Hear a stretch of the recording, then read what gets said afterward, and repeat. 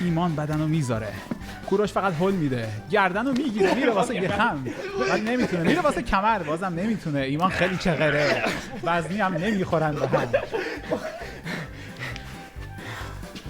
بالاتر کار میکنن.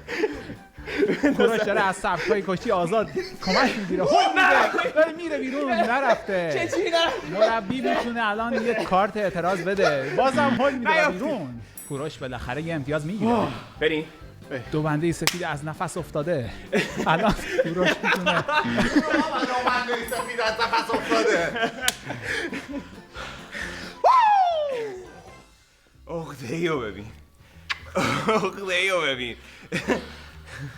احساس کنم مردمان سرزمینم این دفعه نتونستم سر بلند کنم، چون که مسابقات همش به وزن ایمان بود که بیشتر از من. خب خیلی داری نق میزنی. دست من سری ببر بالا. ممنونم. برنده مسابقات ایمان دستپاک برنده میشه. شیر مادر، نون پدر، حلالت قهرمان. بذار دور افتخارمو بزنم. تازه میدونی که جایزه هم داریم، میدونستی؟ چون الان بدون جایزه داری اینقدر ذوق میکنی، الان که بدون جایزه داریم که فکر کنم دیگه خیلی حال کنی.